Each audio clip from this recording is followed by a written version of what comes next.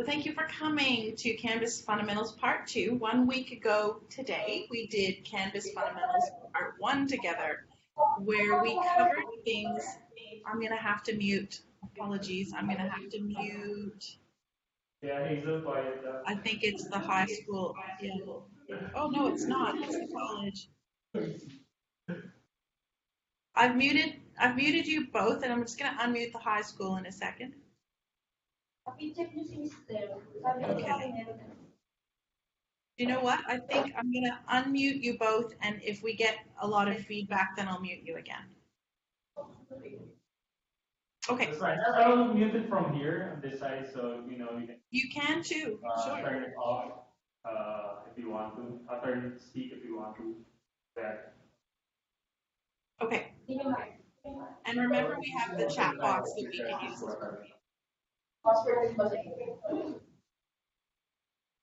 Okay, so in Canvas Fundamentals Part 1 a week ago, what we covered was some of the very basics about Canvas.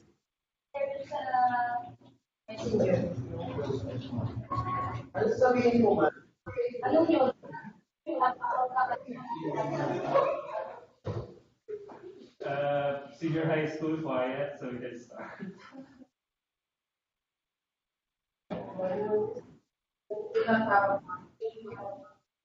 Okay, what I will do is I'm going to mute. I'm just muting senior high school. Senior high school, if you can hear me, you will need to type in the chat box. Whoever's in control of the Blue Jeans connection will need to type in the chat box because at the moment there's a lot of noise coming from the senior high school. And so it's going to make it really hard on this recording and for everyone to hear. Happy to unmute you when you have questions as well. So in Canvas Fundamentals Part 1, we covered some of the very basics of Canvas. So we covered things like the dashboard screen, the Canvas user account settings. We covered things like the calendar and the inbox. College, I'm just going to mute you as well because I'm getting feedback at my end. Apologies. I've just muted you. So type in the chat box or wave at me. We started to look at modules in courses, and we're going to continue along with that today. So what you should be able to see on the screen right now is what we're going to cover in Fundamentals Part 2. And so we're going to start looking at learning activities that can be assessed. So we're talking about things like assignments and discussions and quizzes. And we're going to talk about the grading of those things. So we're going to talk about the Gradebook.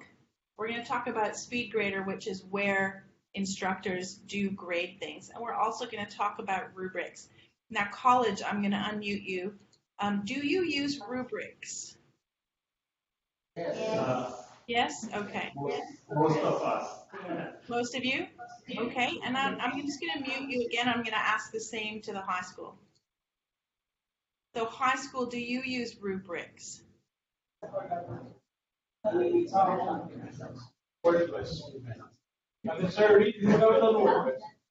High school, can you hear me?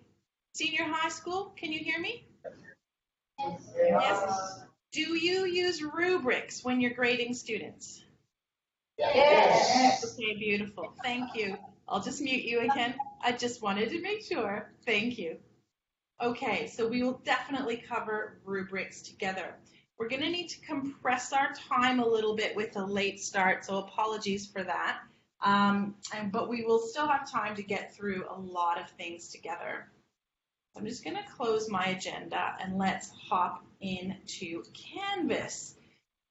I really hope some of you had a chance to play in your sandbox between last week and now. If you didn't, I hope you continued, if you did, I hope you continue to play in your sandbox after today. If you didn't, I hope you start to, because it is definitely the best way to learn. So just a quick recap, we're looking at my dashboard screen right now. I've got 5 courses on my dashboard. If you remember from last week, the one I'm using is called Training Sandbox. And I'm going to jump into there. in the training sandbox. And what we're going to notice is my modules page. And here's the content that we started to put together last week.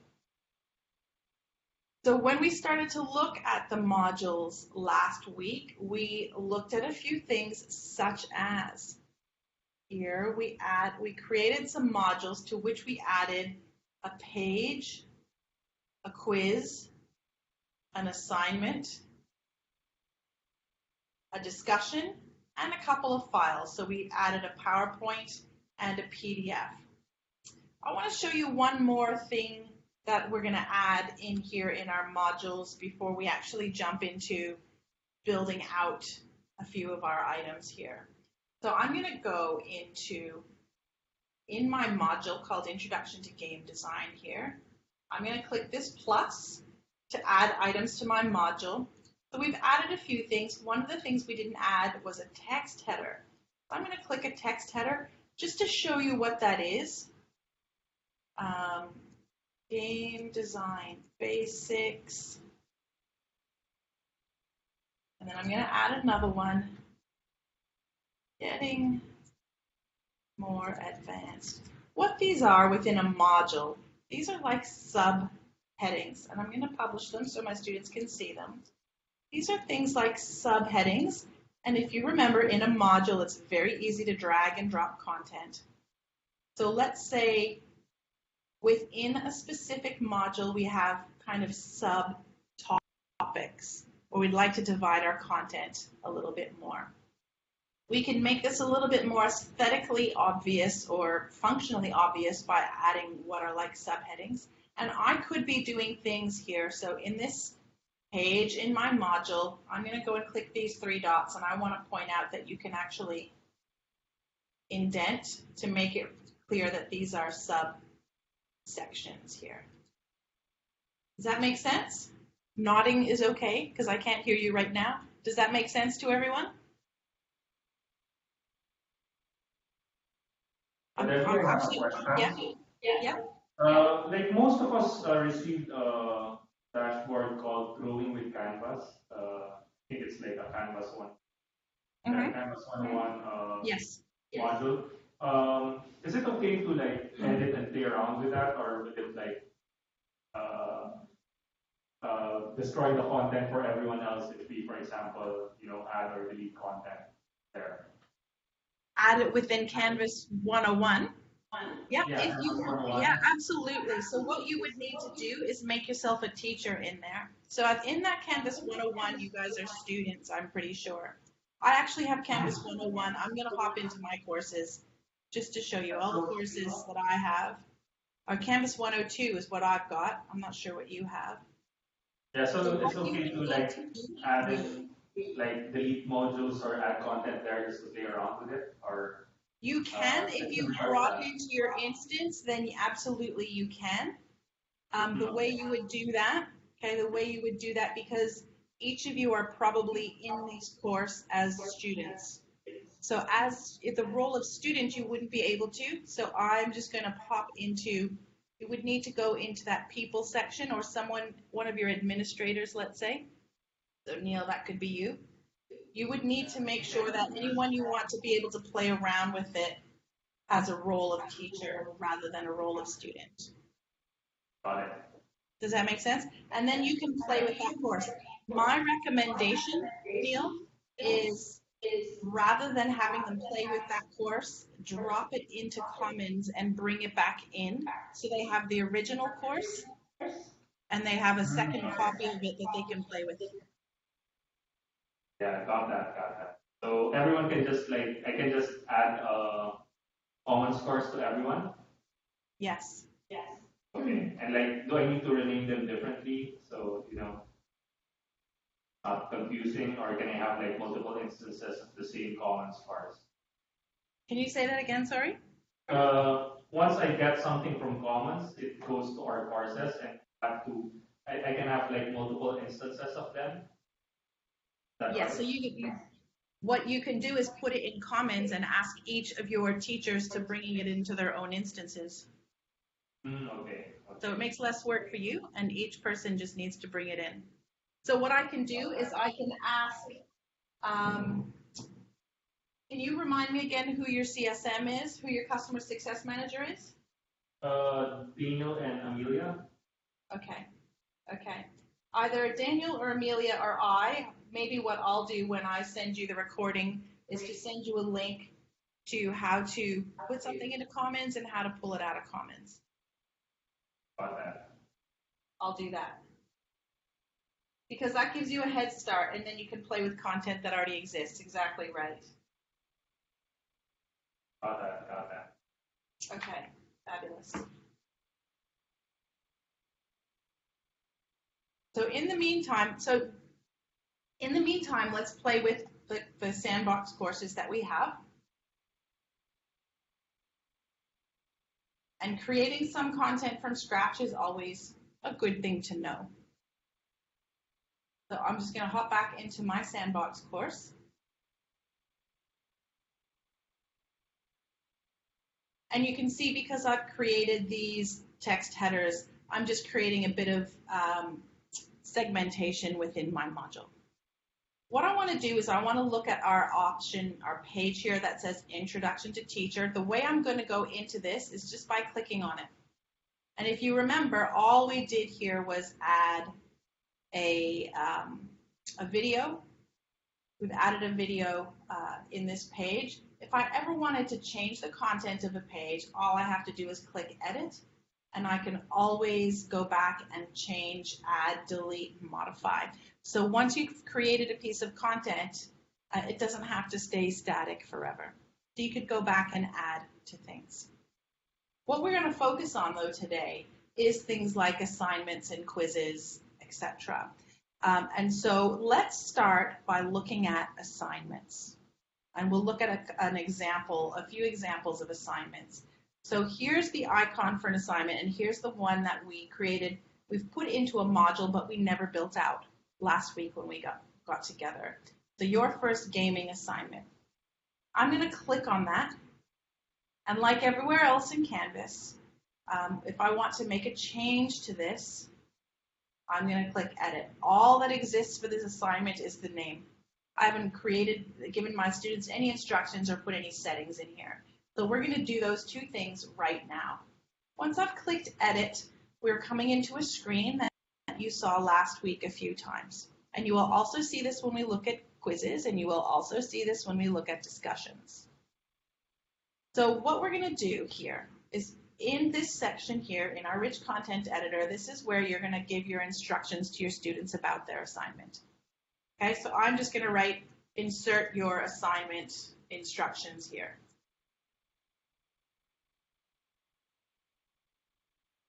In here, we could be putting videos, we could be recording media for our students, we could be adding images, we could be linking files, etc., just like anywhere else where this rich content editor exists. What we want to focus on here is some settings in relation to assignments. So I'm going to make this a bit bigger so we can focus here. The first thing we're going to do is we're going to identify how many points is this assignment worth. And I'm going to say this assignment's worth 20 points. Okay, so there's 20 marks for this particular assignment. How do I want my students to see this reflected, or how do I want this reflected in the gradebook? I can say that I want the gradebook, which we are going to look at shortly, to show 19 out of 20 or 14 out of 20. Or I perhaps would like the gradebook to show their grade as a percentage. Or I'd like to show it as a letter grade, A, B, C, D, E. So you have all of those options here. I'm going to leave it as points. Because Canvas can calculate your students' final grade on all their assignments, quizzes, and discussions, you can choose an option to say, for this particular assignment, I don't want it to count towards their final grade. Okay, so a formative assessment.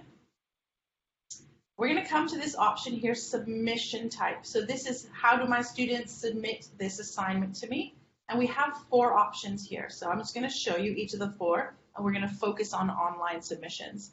So one option that a teacher can choose as a setting for an assignment is called no submission. This means the assignment exists in the gradebook. You're capturing all of your instructions for your student here, but your student will not submit anything at all. So when is a no submission assignment used? This is often an observational assignment. So for example, you've asked, the assignment is for a student to present from the front of the classroom, and you are going to be grading them, but they will not submit anything. It's an observation. So that's an example there.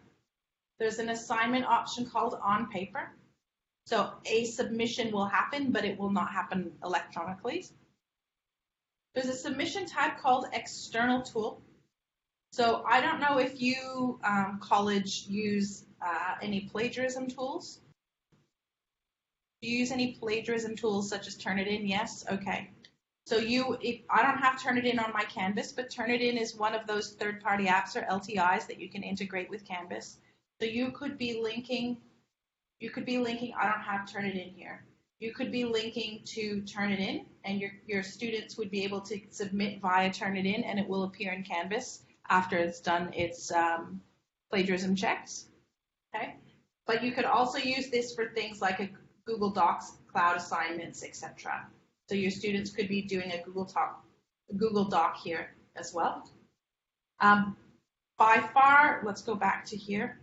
By far the most common one, other than when you need to do a plagiarism check, used is online. And what this online submission type does is it allows your students to submit via Canvas. And when they're submitting via Canvas, they have these 4 options here. So the first option is text entry. When you create a submission type of text entry, your students will get a rich content editor to fill out directly in Canvas. All right, so they'd just be typing their answer in a box like this. When you choose website URL, your students would be able to, I'm going to click all of them so that you can see when we submit, we're going to submit as a student. Website URL means your students are going to submit a website URL. Media recordings, what that does is it allows your students to submit an audio or a video file or to record it directly in Canvas. So for those of you who attended Fundamentals Part 1 with me last week, you'll remember we went into the inbox and we used the audio visual recording functionality of Canvas. Students have access to that too through this media recording options, and they could be capturing video directly or audio directly into Canvas. And then we have this one, which is file uploads. So this is where you want your students to submit, maybe it's an image document, maybe it's a Word document, maybe it's a PDF, maybe it's a Google Slides, whatever you want them to submit a file. And in fact, you can restrict the file type that they upload. So for example, I might say the only file type I will accept is PDF. So this allows you to make sure that whatever file type they submit is one that you have the capability of reading.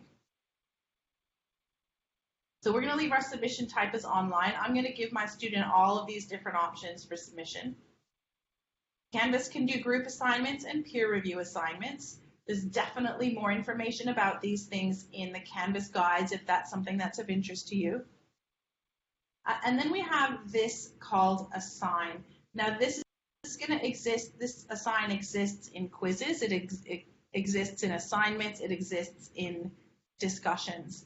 And what this allows you to do is to allocate this assignment to, by default, it's every student enrolled in your class.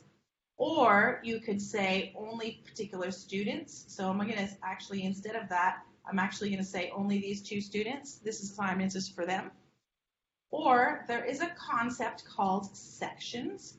And what sections do is they allow you to divide your student into different cohort groups for administrative purposes. So you could say, perhaps you've divided your class into 2 halves because one teacher or teaching assistant is going to grade one half of the students and the other is going to grade the other half. You could be dividing your students that way and then allocating their assignments based on which section they belong in. Most of the time, the reality is you're going to assign something to everyone in your class, right? So we're going to do that here. We're going to assign exactly everyone in your class.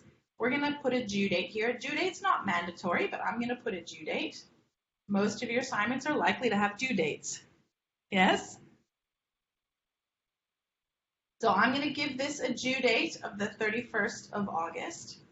And then I have this option available from and available until.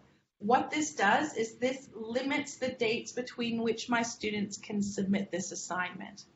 So I'm going to say, students, you can submit anytime between today, and I could say the 31st.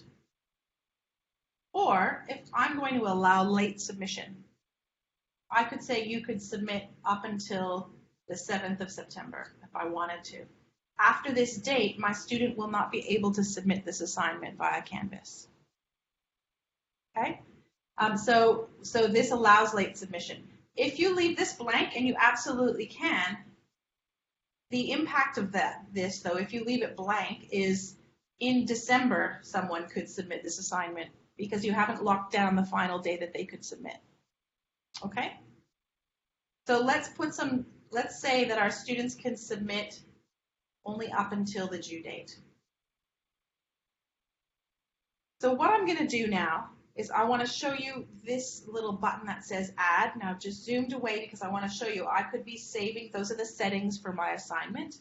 I could be saving that now, but I want to show you this button because this is a button, this button here that says add. Almost everyone ends up using this. The reason is because this allows you to create a second group of people to assign this to.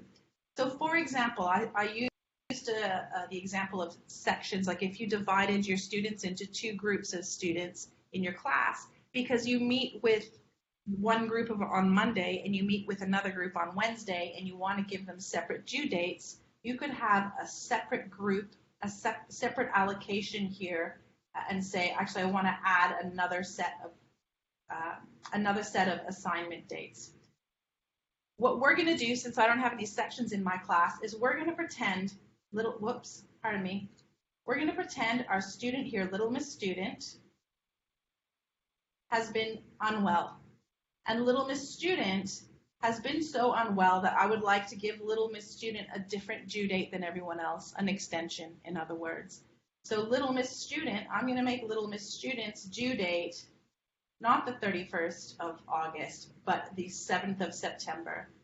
And I can say, Little Miss Student, you can submit any time between this date, and I'm going to give you also the ability to submit up to 1 week late. So now I have a set of criteria for this assignment for Little Miss Student with Little Miss Student's due date, and here our everyone has become everyone else. In Little Miss Student, when Little Miss Student logs into Canvas, sees a due date of the 7th of September. Everyone else sees a due date of the 31st of August. Okay, so you can create some exceptions or have different due dates for different groups within your class. I'm just going to save this now. And what I'm going to do, see here as a teacher, I can see that I have different due dates for my student now. Okay. What I'm going to do now is I'm going to go back to my home page. I think I showed you briefly last week Student View. And I mentioned to you that there's something called Student View that you as a teacher have on the home page of your course that lets you see your course as if you were a student. If you remember, it's over here and it has the hot pink border around it. So if you remember, we had a quick look at this last week, I believe, and I've clicked on Student View. Now I'm looking at my course with this hot pink border because this is allowing me to see my course as if I was a student in it. Now here's my assignment, and here's some criteria that I can already see. As a student, I can see my due date and how much it's worth, and then I need to submit it. I actually can't get into this course, right? This assignment right now as a student. Can anyone guess why? I'm going to unmute. I'm going to unmute you guys, if I can. I think you've muted yourselves, though. Yep. Can anyone guess why that I can't see? I can't actually click into this as a student. Not published? It is published, or I wouldn't see it. Oh, okay. Sequential? It has to do with the rules that I've put in this module. And Okay. sequential rule where you need to go through. Yes, exactly. So what I'm going to do, and there's not a lot of feedback, college, so I'm going to leave you unmuted. So if you remember when we went into this module last week, we created some rules to say until you must do this to complete your module and you must move in sequence. Okay, so all I'm going to do is remove this button. I'm still going to say, students, you must do all of this in order to be considered to have completed this module, but I'm going to remove the rule to say you must do this in sequential order, and I'm going to update that. That's going to free up my students to do the content in whichever order they like and not have to follow the sequence that I've created. So we're going to go back into the student view.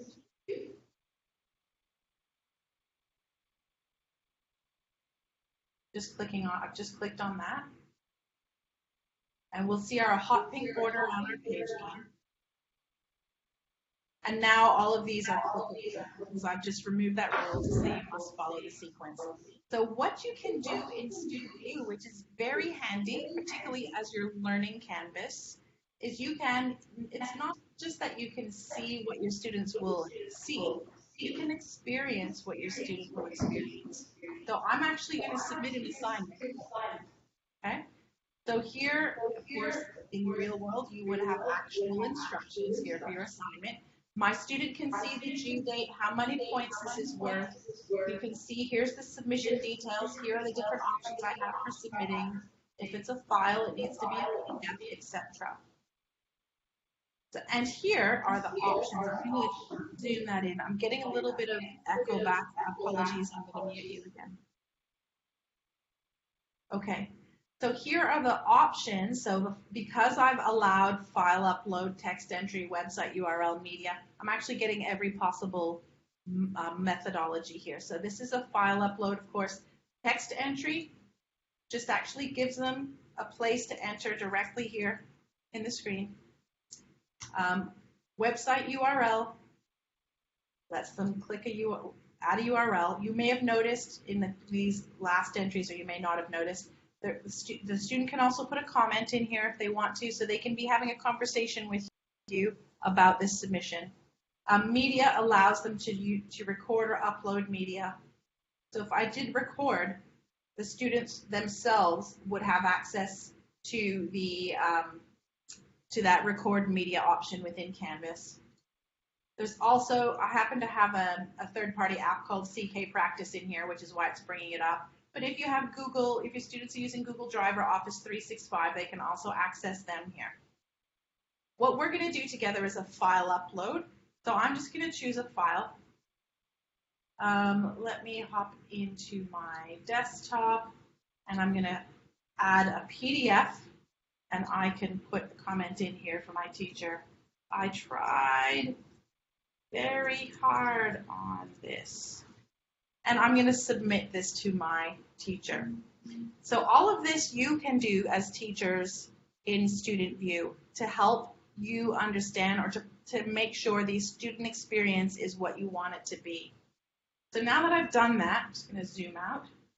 My student can see submission details here. Okay?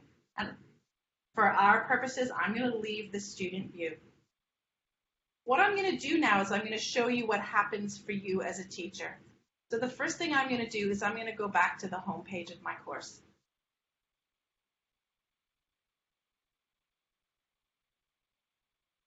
And I'm just waiting for my screen to refresh.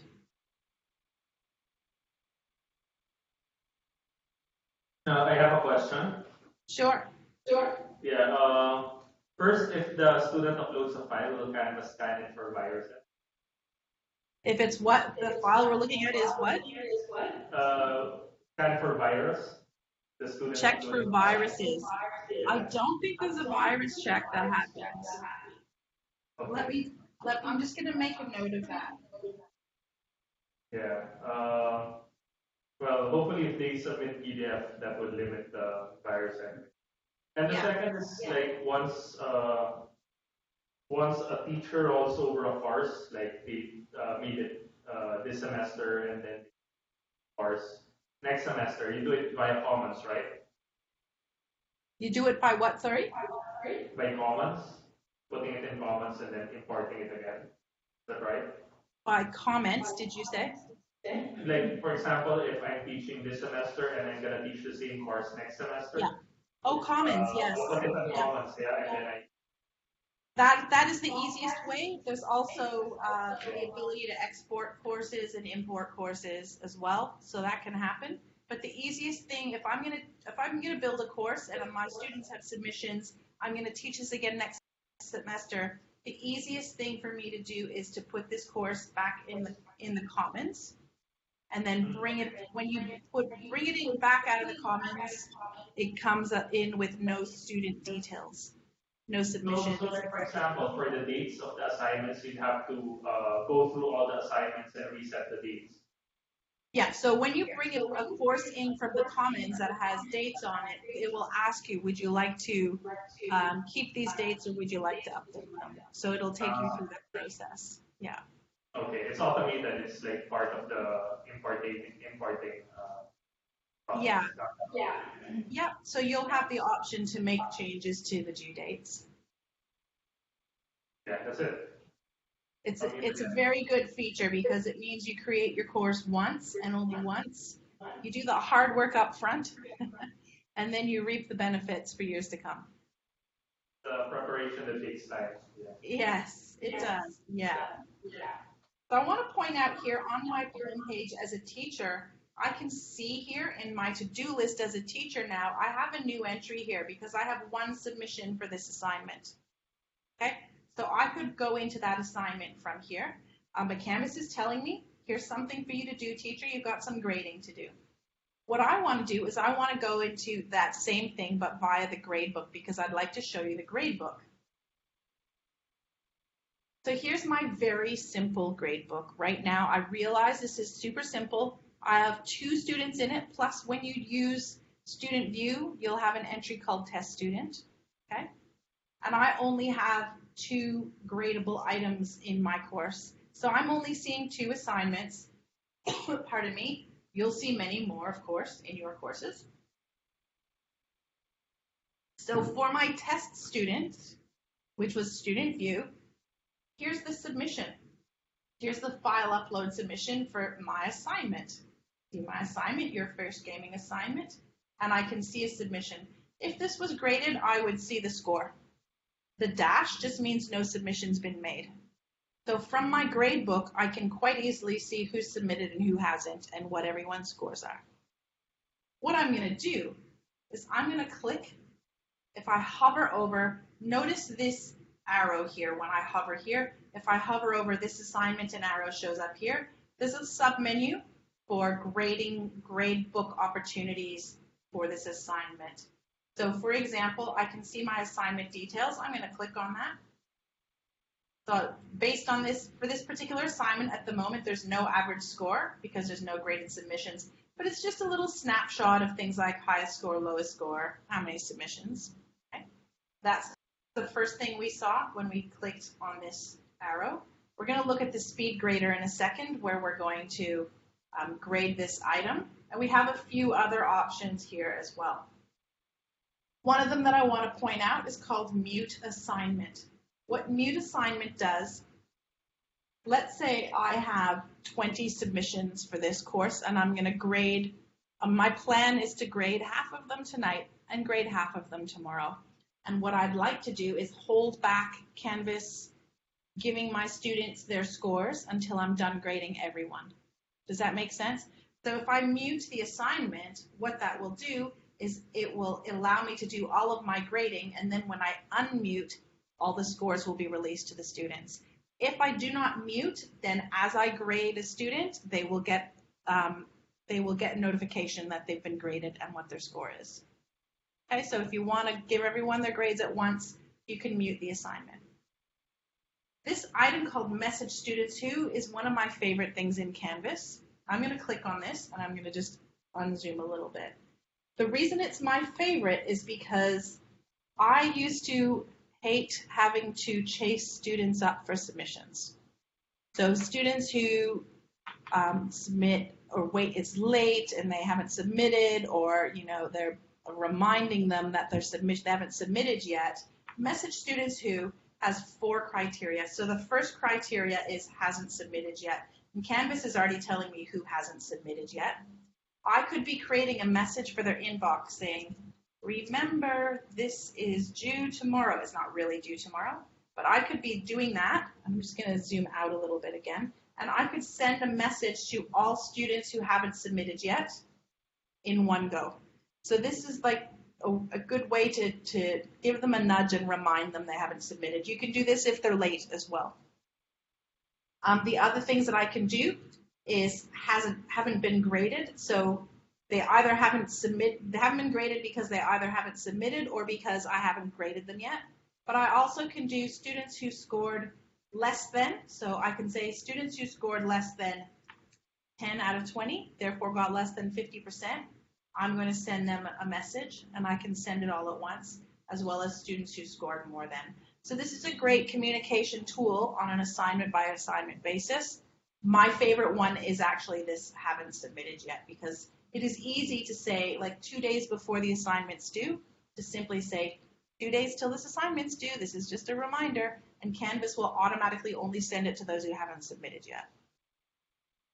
So that's message students who, one of my favorite things in Canvas. But what we're going to look at right now is the speed grader. So I'm going to click speed grader. And what we're going to see is 2 things. So we've got the student submission here. We've got some student grading information here. And we're going to look a little bit at what's up the top here. Okay? For many, many different document types or file types, Canvas is going to allow us to annotate directly here in Canvas, and this is one of the things we'll look at. I just want to point out some things across the top here. It might be hard to see, so I'm going to zoom in. This is the one place, by the way, the speed grader, this is the one place in Canvas where we don't have our little global navigation bar on the left. Okay, so you'll notice that our ability to navigate back to things like the dashboard doesn't exist here, but I can get back to the gradebook here, or I can get back into my assignment here. I can remember that mute assignment, so I could be, pardon me, I'm going to zoom in and zoom out. I could be muting that assignment from here as well, so saying, actually, as I'm grading these, please do not, Canvas, do not send the notifications to the students, don't release their scores yet, okay? And I've got some information here. I want to point out here on the right-hand side, I can see how many students there are in my class, how many have submitted, how many have I graded. And here I can move between all of my student submissions. So I can use an arrow just to go to next student, next student, next student for the same assignment. Or I can use this drop-down box and see a list of all my students and choose one. So this student has no submission, this student has no submission, but my test student has a submission. So that's just a little bit about moving around the speed grader. It is very handy if you're grading a lot of students to just grade and say next student, and then grade them, and then say next student, next student. But let's have a look at the annotation functionality. So one annotation that I really like is this pen annotation. So I'm going to click on this pen annotation. Please keep in mind I'm using a mouse right now. Those of you who have a tablet and would like to use a tablet to grade things, you could be using your finger or you could be using a stylus as well. So I've just put in a mark that I can draw anything I want, and then we have a comment option. This comment option is really good to make annotations on grades readable by a screen reader. So if you have students who are using screen readers for accessibility purposes, then you can provide written comments as well as annotations like marks on the page. So I've got that. I have the option to put... We can't hear you. Yep. What was the comment?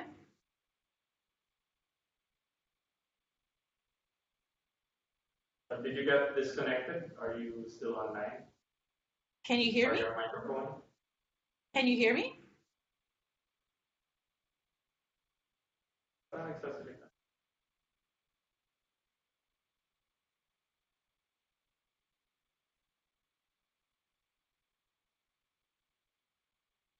Are you able to hear me?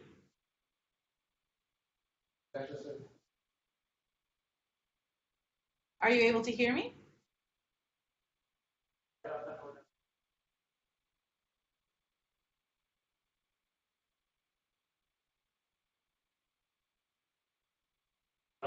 Can we reconnect? It seems our sound is.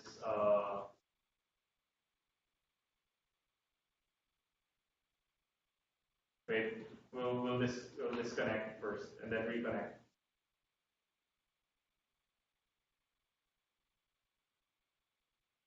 Focus on that.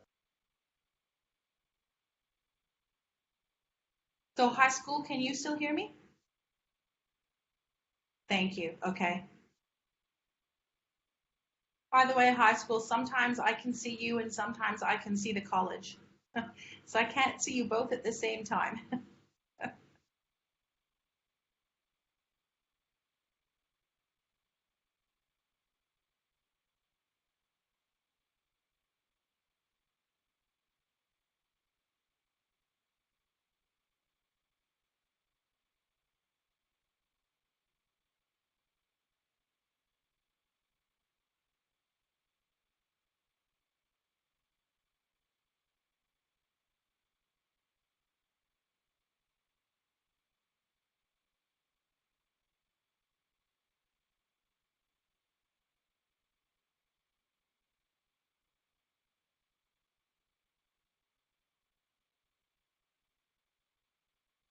So we'll just give the college a moment to come back.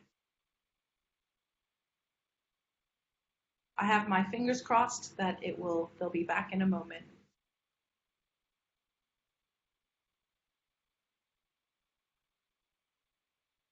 Meanwhile, let's have a chat about this anyway. Maybe give me a wave or a thumbs up. Do you think you would use these annotation tools? Would that be useful for you for grading your students? Thumbs up. Fantastic. I'll point out this to you. Yay! I'll point this out to you because I don't always point it out, but we've got some time while we're waiting for the college. You'll notice a little button here. You can actually download this graded item with its annotations here. So it's got this annotation. So we can electronically look at our items here. And what I want to point out as well, let me just pop back to here, is we can even delete things we've annotated. So I can say, I can see my microphone is working really just as a way to communicate to the college. But if I was to click on this, you see there's a little garbage can there. So I can actually delete this annotation. Are you sure you want to delete it? Okay. So I can remove annotations if I've made an error, if I don't want to have them there. So I'm going to remove this one. And I'm going to remove this one.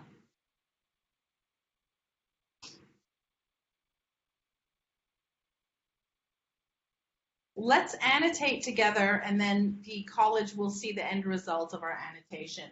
So here's another option here. This is a location. So I could put a little location somewhere in my document and leave a comment. Is this the right word to use? I could be using commentary like that. And I have all these color options that I can choose from as well. Your students can reply, hello, college coming back. Your students, college can't see or hear us yet, I think. They're just coming back. But your students can reply to you. They could actually use a reply button when they get it and have a conversation with you. Sometimes it'll be because they disagree with you, and sometimes they'd like further information. Welcome back, college. We'll find out if the college can hear us.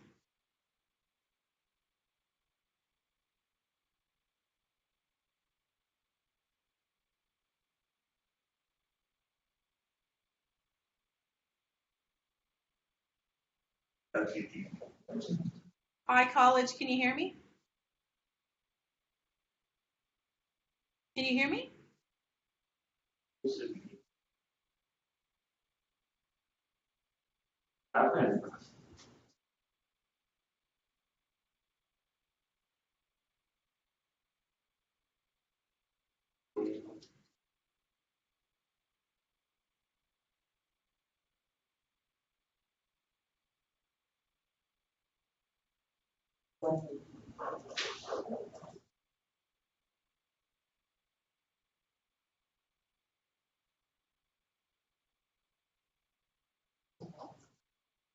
College, are you able to hear me?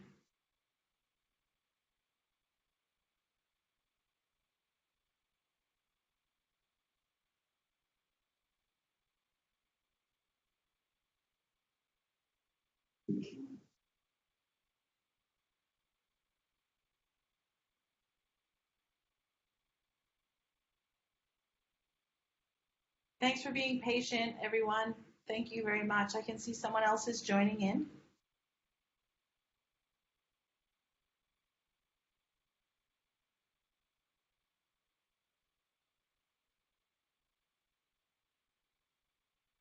Type in the blue jeans chantas.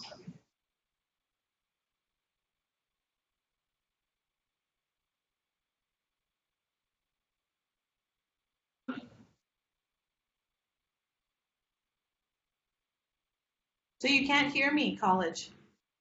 High school, can you, if someone from high school has access to the chat box, can you just type that you definitely can hear me? Because I can only see the college now, so I won't see your thumbs up.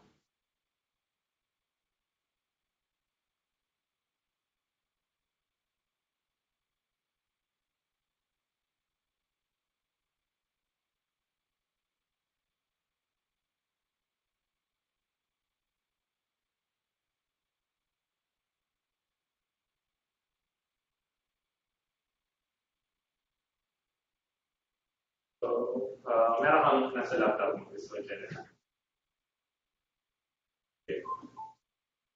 Ano ka? Ano ka? Are we back now? Can you hear me now?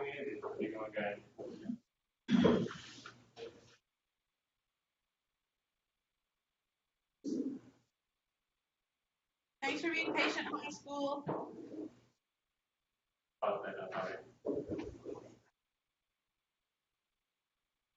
Thank you, senior high school, for being patient.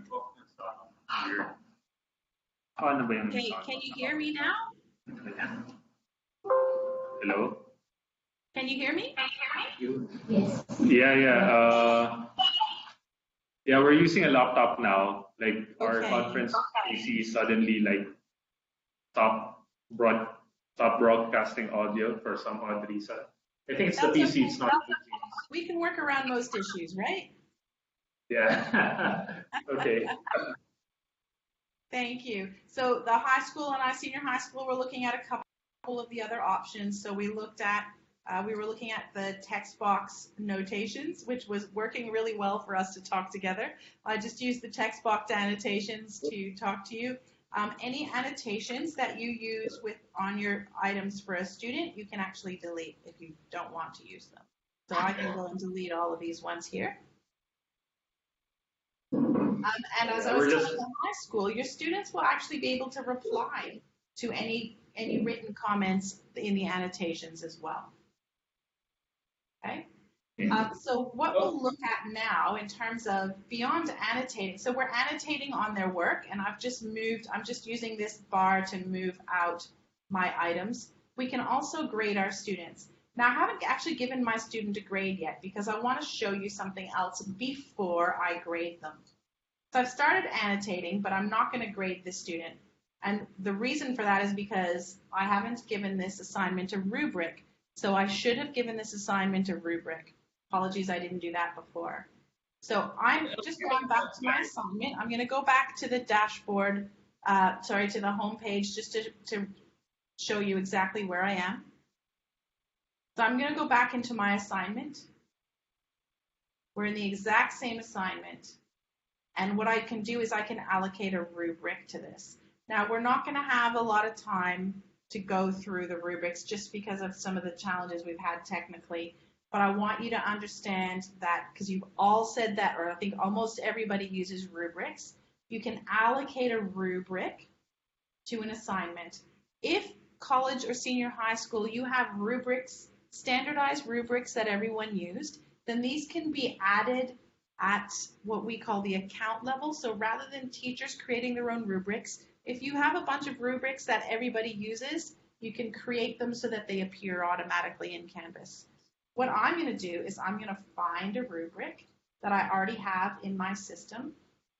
So I'm just going to find one of my rubrics here. And I'm going to just bear with me. You'll have to kind of follow along and trust that if you want to create rubrics, you will be able to find all of the how-to information in the Canvas guides. Okay? There's clear information on how to create rubrics in the Canvas guides. So I've just added a rubric here that happens to be an essay rubric, and I've got some criteria and some ratings. The reason I wanted to show you that is I'm going to go back into my gradebook now, and I'm going to go back into this assignment in my SpeedGrader. Here I can see my annotations are still there, even though I didn't grade the student. Maybe I want to do some annotations, look at all my student submissions, and then go back and grade everyone. I can do that. I want to show you this view rubric. Because almost all of you have said you use rubrics, if I have a rubric here in Canvas, I want to show you how easy it is to grade with my rubric. So watch. There we go. My students got 15 out of 20.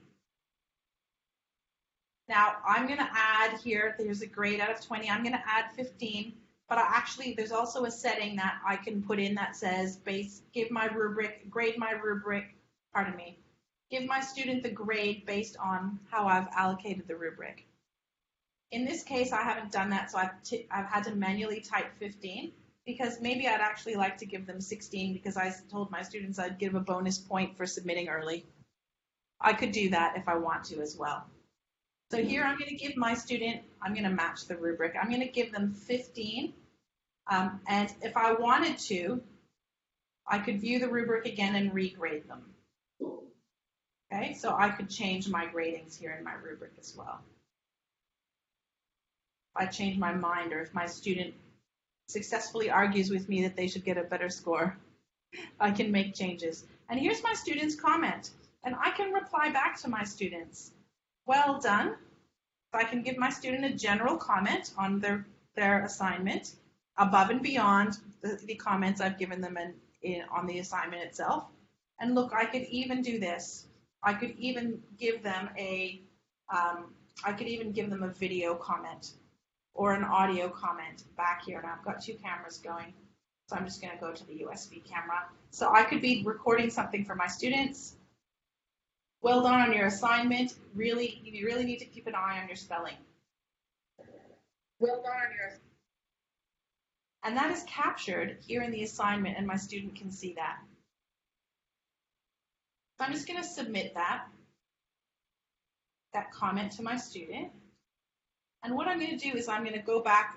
Do you remember here, I can't get back to the global navigation bar. I'm going to click this button here. It's going to bring me back to my gradebook. And the reason I want to go back to my gradebook is now you can see that rather than a little image of a file, there's my student's grade. So in my gradebook, I can get to that SpeedGrader. In the SpeedGrader, I can annotate on the assignment. I can use a rubric. So here's the one we just did. I can use a rubric to grade my students. I can either allocate the result of the rubric as a score for my students, or I can manually give them a score. And I can communicate feedback with my student. My student can also communicate back with me. So my student can also, if I was to log in or go back in to the student view, I would see that I have all this commentary here. And I could reply to my teacher. We had a clarification here because maybe it's like a difference in terminologies. Yes. Whether it's done inside the classroom or outside the classroom, we call it an assignment, right? that the term Canvas uses? Yes. Okay. Okay. Because here, if it's like inside the classroom, we don't call it an assignment. Yeah. What would you call it? Exercise. An exercise. Okay. Yeah. So you can do exercises within the assignments function of Canvas as well. If you were to do that, and that's the language you would use, whoops, I've just gone to dashboard rather than back into my course, apologies. The way I would help your students understand the distinction is I would do something like this. As soon as I can get back into my course.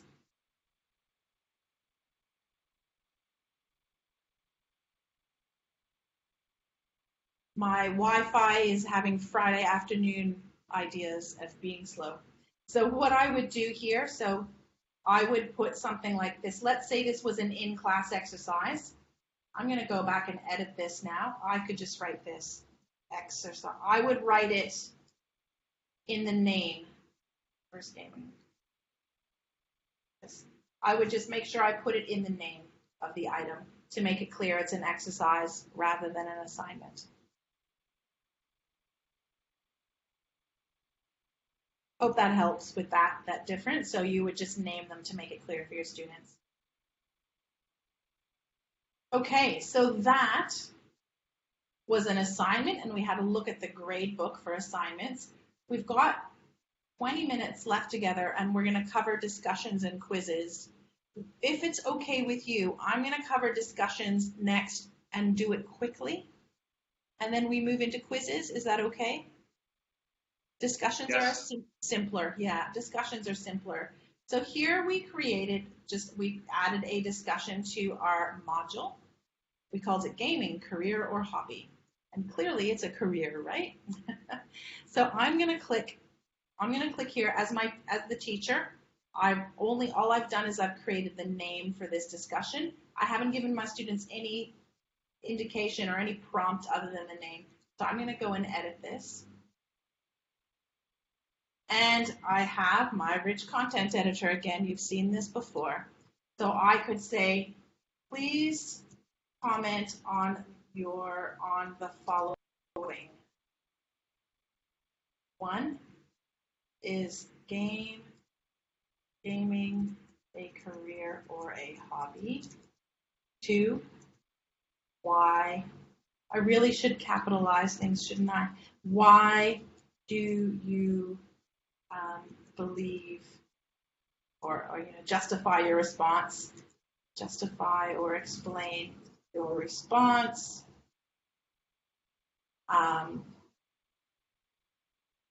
Please reply to at least one other student's response. So of course I could make that prettier with all of this, and I could add images, etc. What I'm going to do, what I really want to point out to you is some of these options here. So as a teacher, I can decide whether I'm going to allow threaded replies, which I will. I'm going to allow students to reply to other students' responses. Yeah. I like this function. Users must post before seeing replies. So what that means is a student can't sit back and wait and see what everyone else writes before writing a reply. The discussion will be empty until they at least post something themselves. So they're not waiting to see what everyone else says. We can link to a podcast feed. This can be graded, so it appears in the gradebook. If I were to click that, then I would need to give it some points value, etc. I'm going to unclick that. And we can allow liking, etc.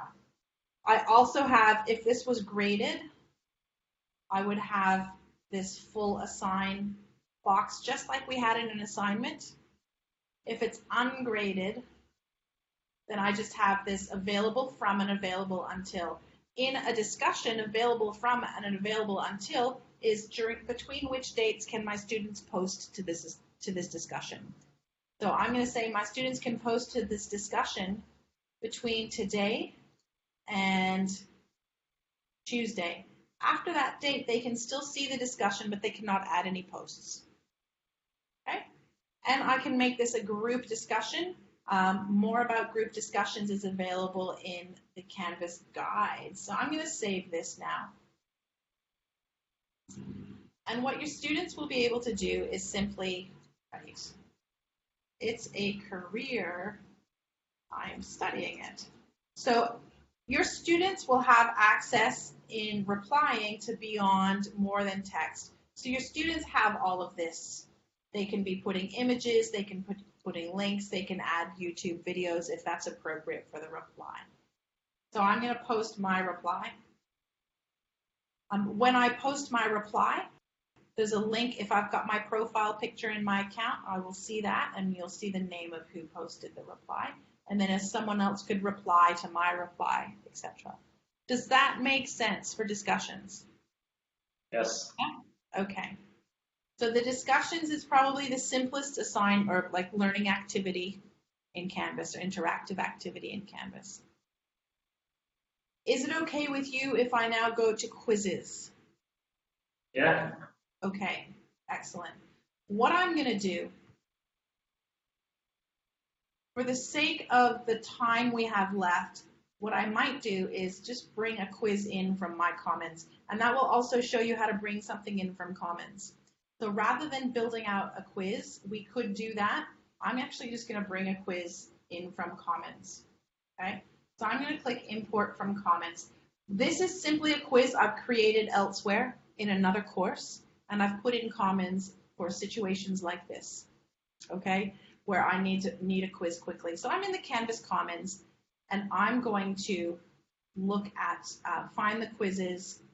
I better make sure I put it here. I'm going to find the quizzes that have been shared in this Commons. Okay, so I've just clicked Shared. This is a quiz that I have shared in the Commons. Capitals of the world. And I'm going to click on Capitals of the world. And all I need to do is I'm going to import it. See this? Import into Canvas. I'm going to import it into my course. Together we're using my training sandbox. So all I'm going to do is saying, these are all the courses I'm a teacher in. I would like this quiz, which has been shared to the Canvas Commons, to be brought into my course. Okay? So that's a very quick, I don't normally do anything in Commons in a course, but for the sake of speed, you're getting a bit extra. So now I'm going to go into my training sandbox course. And we will see my quiz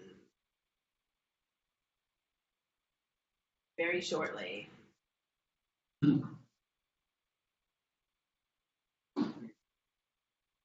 So my quiz, well, I can't see it in my modules page. It's being stored in my quizzes section. I'm going to click quizzes here on the left, which will show me all the quizzes in my course. There it is, Capitals of the World, alongside the one we've already created. So what I'm going to do with Capitals of the World, it's in my course, but it's not in my modules yet. I've just imported it from Commons. It exists in my course. I'm going to add it to the module that we created together.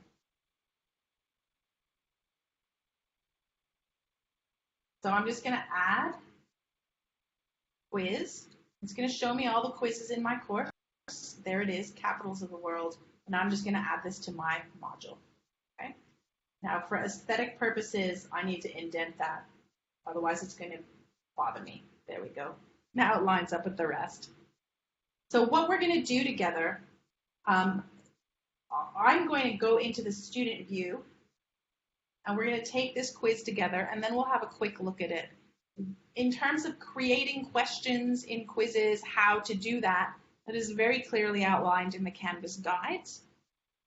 We might have a couple of minutes to do that together, but let's go through and do this quiz as a student so you can experience quizzes. So here it is, Capitals of the World. Just magically brought it in from my Commons. For you guys, using Commons will be as easy as that as well. So if you want to share content amongst each other as teachers, it is as easy as one person creating it and put it in the Commons. So here's me as my student with my hot pink border here, and here's Capitals of the World. I'm told, it's being displayed to me that there's no due date. This is worth 3 points. It's got 3 questions. It's got a time limit on it. But I've got unlimited attempts. I've taken this quiz before in this course, which is why I'm saying take the quiz again. So I've used this quiz before. So I'm just going to click take the quiz again because the reason it's allowing me to do that is because there's unlimited I've got unlimited attempts. So this has a timer running down because it so happens when we look at the settings on this, I've said students must complete this quiz within 5 minutes. So a timer is counting down. If 5 minutes comes up and I've not completed the quiz, it will automatically submit based on the answers I've already done. So let's do this quiz together. So my quiz is capitals of the world. So here's the instructions. Identify the capital cities for various countries. Does anyone want to share with me what they think the capital is? You can either type it in the chat box or speak out loud. Pardon? Toronto. Toronto? Okay, let's click Toronto. By the way, this is my home country, Canada. Even though I live in Australia, I'm from Canada. What is the capital of New Zealand? Can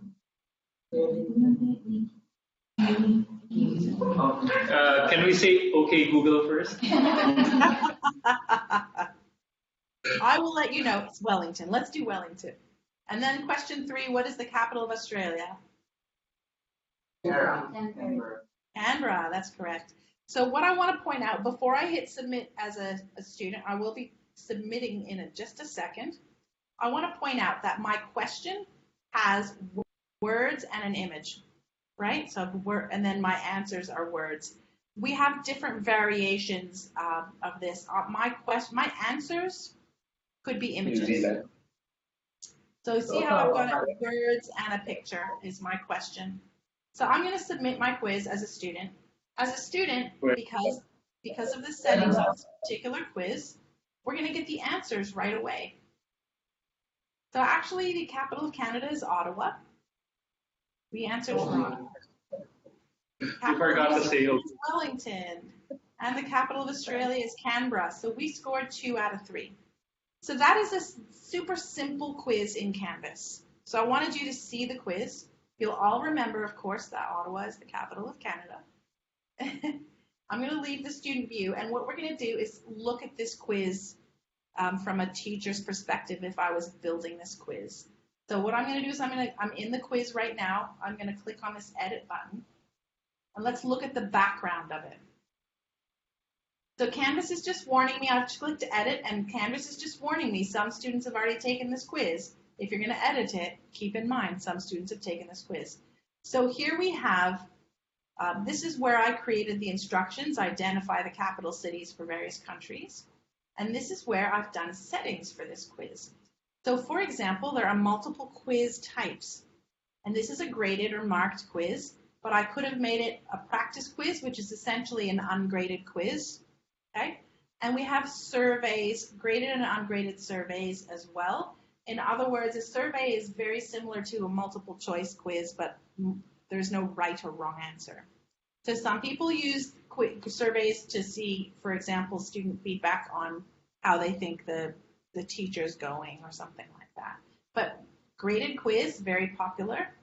We have some options here that we want to shuffle the answers if it's multiple choice. Here's where I did my time limit.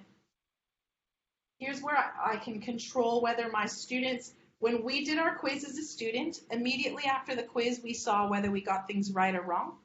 We don't have to do that.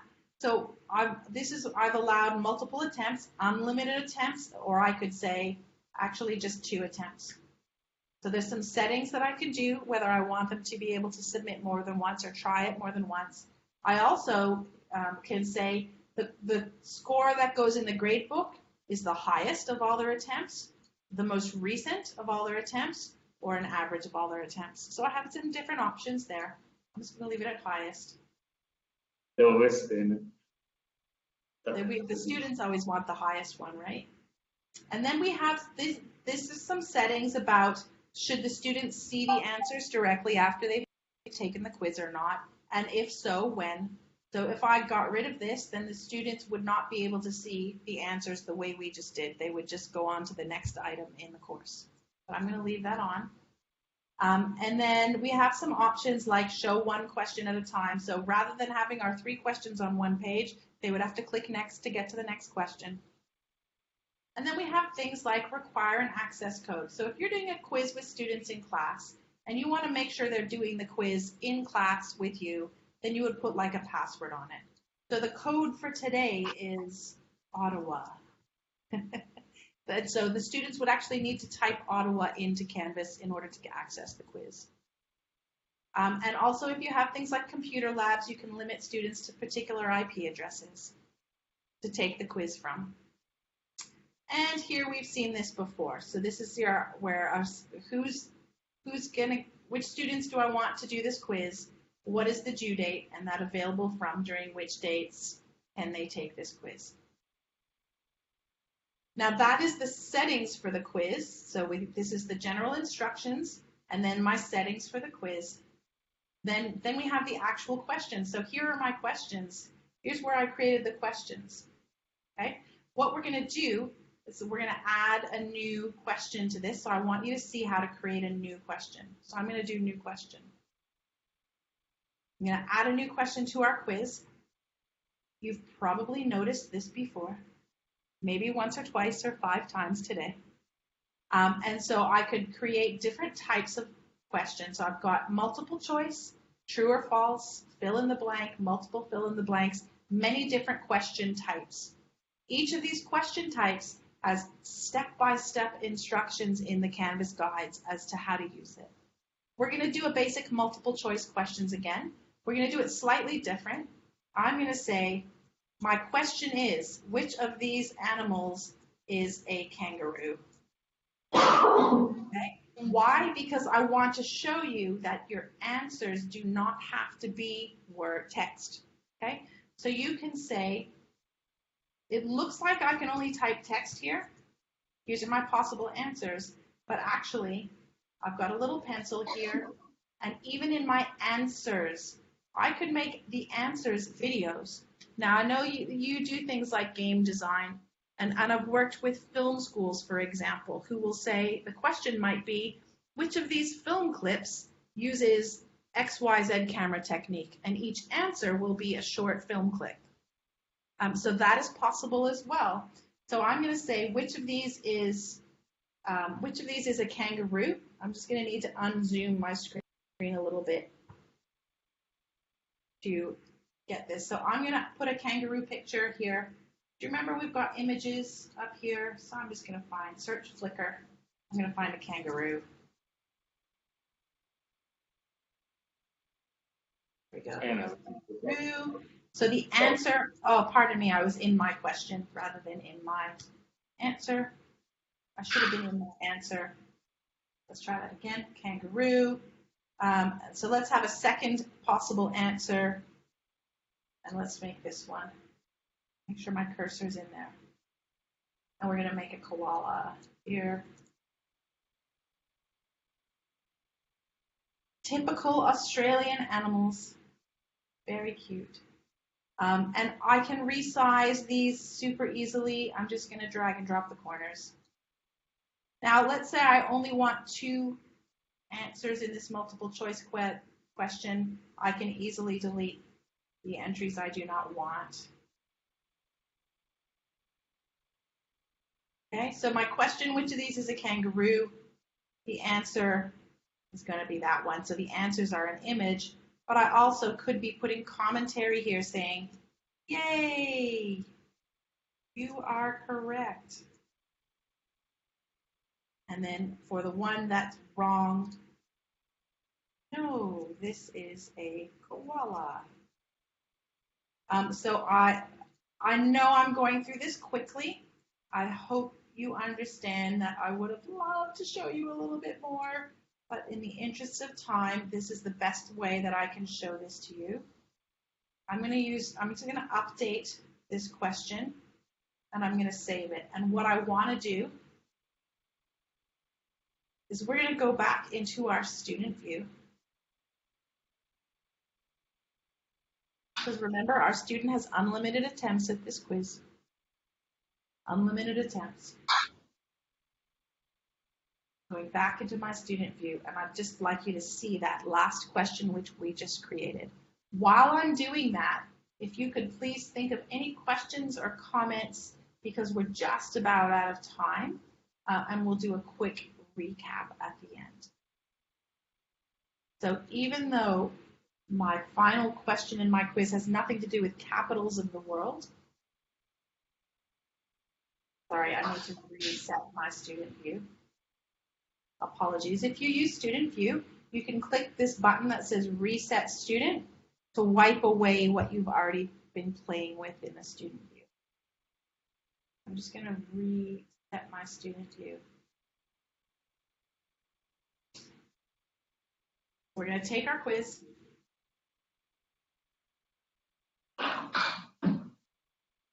We're going to get the first 3 right. And remember that we had shuffle answers listed. So last time the first item was Ottawa, but now it's Toronto. So we're shuffling the answers next time we take the quiz. Capital of New Zealand, we found out, was Wellington. Capital of Australia was Canberra. And here's the final question. So the reason I created this one is because I wanted you to see that the answers can be something other than text. So the answers, which of these is a kangaroo? Let's get it wrong. Let's choose this one. And let's submit. I also wanted you to see the feedback options here within a quiz. So we got the first 3 right. We got the first 3 right. And here, no, this is a koala. So this gives you a sense of what's possible in the quiz. For those of you who want to use quizzes, I strongly recommend that you have a nice play with the quiz options. They can be a lot of fun, but like anything else that I'm showing you, the best thing that you can do from now on, now that you've been exposed to various different features and functions of Canvas, the best thing that you can do is play in your sandbox, or if Neil is able to get you all that course that he was talking to me about, that Canvas 102 course, then you can adjust something that's already been created, or look in the background and see how things have been created by going into an assignment and clicking the edit button and seeing what's happening in there. So there's so many ways for you to learn more. But we've covered assignments, we've covered discussions, we've covered quizzes. We looked at rubrics very quickly, we looked at the Gradebook, and we looked at SpeedGrader today. So we got through a lot of content, even with a couple of technical glitches. We got through all of the content. And what I'm hoping is each of you have something that I've showed you today, which you're thinking, that is what I'm excited about. Some of you are going to be very excited about discussions. Some of you are going to be very excited about quizzes. Some of you are thinking, I'm loving the SpeedGrader. And so think about what you're excited about, because that might be the first thing you want to play with when you're in your sandbox. So I have a question about, we didn't cover too much about like the computation of grades today. About what, sorry? How to compute the grades, yeah. How flexible is Canvas in like, can we set it up so that it computes the final grade for the student, and how flexible is it in doing that? And is it possible to, for example, standardize the grading across multiple, for example, general education subjects and multiple like art subjects? You can, yes, there's a lot of grading options. I know there are some things in the Philippines that are hard, like transmutated grades and such are a bit more of a challenge. Transmutated grades are things that you might have to do outside of Canvas, but you have a lot of options in terms of seeing the final score as per Canvas, okay? You have the option of creating what are called assignment groups. So I'm going to go back into assignments here.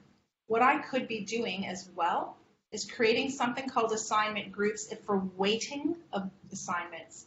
So I could create, for example, a group called essays. And I could be creating a group called, you mentioned some of yours are in-class exercises. In-class exercises. Because perhaps I've said students in-class exercises are worth 10% of your mark, or something like that. So I could be doing that. I'm just going to move this down to here. So I'm in my assignment section, and I'm just going to put this one here, even though it's not actually an essay. And in here I can have my quizzes here if I'd like. So actually, let me create a new group called quizzes. Quizzes and discussions. I'll put this here. And I can actually say to Canvas, essays are worth, let's see, I need to do some weightings. So essays, pardon me, are worth an X amount. It's a bit challenging for me to show you right now in this short time, but what I can do is say anything that is under here is called an essay, and it's worth, essays together are worth 10% of the student's mark. In-class exercises worth X% of the student's mark. These are assignment groups. With quizzes? Pardon? It's the same thing with quizzes. We can do that. Yes, so you can do that. So you can see now my gradebook is showing these different groups of exercises, these different groups of category of assignments. So the actual assignments here are individually, and then let's say this is assignments worth, these are going to be worth 10%, etc. Then they will show up here. So now under quizzes and discussions, because I've put this in a group called quizzes and discussions, there's where 75% is where I'm at with quizzes and discussions. So I can allocate, and in the interest of time, I won't actually show it to you, but I'm going to jump into Canvas guides, and I want to show you weighted assignment groups. How do I weight the final course grade based on assignment groups? So there's details here on how you can do that. I know your transmutated grades are a challenge all across the Philippines. One thing is that, for example, if there's an assignment that's worth 5 points and there's an assignment worth 10 points, do they add them up or do they take the percentage of each one and average them up? So here's all of the details on how that's done is in this particular guide. So what I will do is I will make sure I'm copying that link right now, and I will include it when I send you the recording link. Okay, got it. Speaking of recordings, I will just, for sake of making sure we're complete, turn the recording off now.